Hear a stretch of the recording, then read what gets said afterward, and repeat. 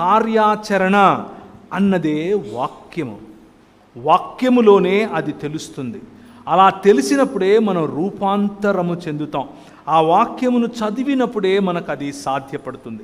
ఈ లోక మర్యాదను అనుసరింపకుండా ఉండాలి అనంటే, మనిషిగా మారాలి అనంటే 66 పుస్తకాలు ఉన్నటువంటి ఈ వాక్యం ఒక్కటే మార్గం.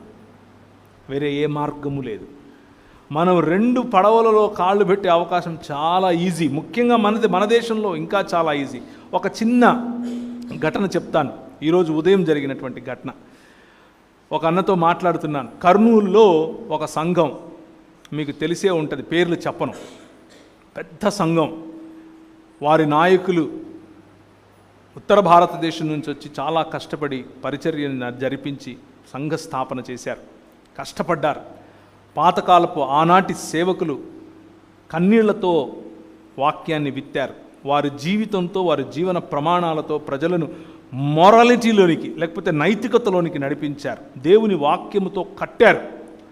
ఇప్పుడు 2022వ సంవత్సరం వారి పిల్లల పిల్లలు 2 నుంచి 4 గ్రూపులుగా మారారు.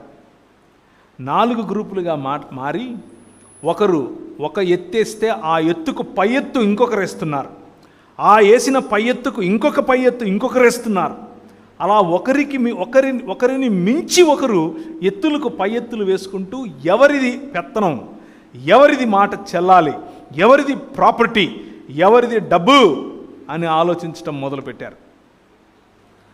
సంపద, అధికారం అనగా పెత్తనం, రైట్, మరియు భూమి. ఏ 3 అయితే దేవుడు, ఏ 3 అయితే ప్రభు అయిన యేసు క్రీస్తు అదలవా అన్నాడు సాతానుతో. ఆ 3టికి ఈరోజు సంఘ నాయకులు తప్పని పడ్డారు. టీవీలకు ఎక్కారు.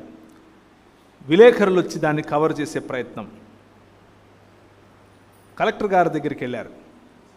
కలెక్టర్ గారి దగ్గరికి వెళ్ళి అర్జీ పెట్టుకుంటే, అరే మీ క్రైస్తవులు ఎప్పుడొచ్చినా దీనికోసమే వస్తారా అంటున్నాడు. మీ వాళ్ళు ఎప్పుడొచ్చినా దీనికోసమే వస్తారు. ఆయన ప్రార్థన చేసుకోవటానికి గొడవలేంటి మీకు ఆయన అడుగుతున్నాడు. ప్రార్థన చేసుకోవటానికి గొడవలేంటి మీకు? ఎవడు పడతాడు? ఎవడైనా ప్రార్థన చేసుకోవచ్చు కదా, మీకేంటి ప్రాబ్లం?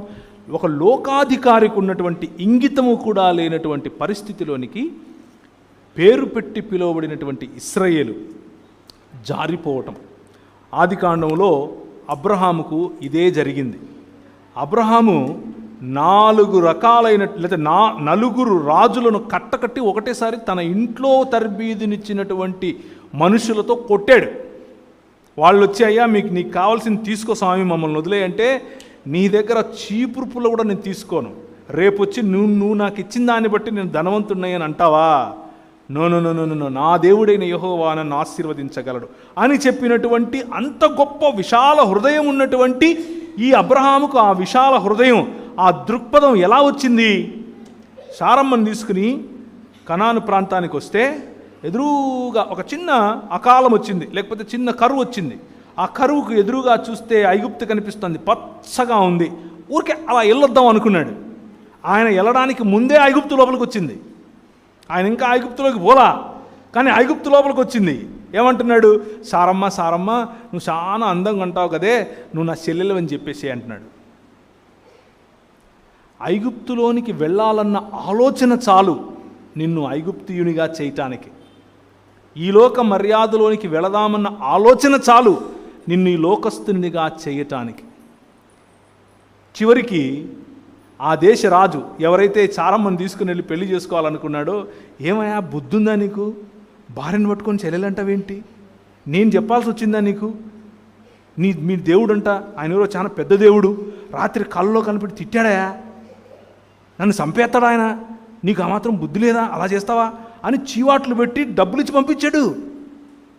అలా వచ్చిందే హాగరమ్మ. అర్థమవుతుందా మీకు? ఐగుప్తులోనికి వెళ్ళాలన్న ఆలోచన చాలు నిన్ను ఐగుప్తియునిగా చేస్తుంది. దట్ ఈజ్ ఎగ్జాక్ట్లీ కర్నూల్లో ఉన్నటువంటి ఆ సంఘానికి జరుగుతూ ఉంది. వారు వెళ్ళి ఫోన్ చేయించారు. ఎవరితో? ఈ రాష్ట్ర ముఖ్యమంత్రి గారి సతీమణి, ముఖ్యమంత్రి గారి తల్లిగారు, వాళ్ళు ఫోన్ చేసి చెప్తే వీళ్ళు ఇంకొక గ్రూప్ వారు నాకు ఫోన్ చేసి అడుగుతున్నారు, మాకేదో ఒక రకంగా అపాయింట్మెంట్ ఇప్పించండి, ఒకసారి మేము వెళ్తాం. మేము బస్సు వేసుకుని ఆడవాళ్ళందరం వెళ్ళి వాళ్ళ కాళ్ళు పట్టుకుంటాం. ఎవరి కాళ్ళు పట్టుకుంటారు? ఎవరి కాళ్ళు పట్టుకుంటారు? కొరింథీయులకు రాసిన పత్రికలో ప్రభు అంటున్నాడు, మీరు దేవదూతలకు తీర్పును తీర్చేవారని తెలీదా మీకు? ఈ లోకంలో ఈ లోక మర్యాద చొప్పున మీరు మీలో తీర్పులు తీర్చుకోవాల్సిన, ఒకరినొకరు క్షమించుకోవాల్సిన మీరు బయటికి వెళ్ళి రచ్చబెట్టి వాళ్ళ కాళ్ళు పట్టుకుంటారా అని అప్పుడే చెప్పాడు పౌలు. ఈ లోక మర్యాద, బైబిల్ చదువుతూనే ఉంటాం, తిరుగుతూనే ఉంటాం, ప్రార్థన చేస్తూనే ఉంటాం, పరలోకమందున్న మా తండ్రి నీ నామం పరిశుద్ధపరచబడునుగాక, నీ రాజ్యం వచ్చునుగాక, నేను పోవునుగాక అనే టైప్లో బ్రతుకుతాం. ఆయన వచ్చేది లేదు. ఆయన వస్తే మనం అందరూ సమానమైపోతున్నా. ఆయన రాజ్యం ఎలా వస్తుంది? మనం వెళ్ళి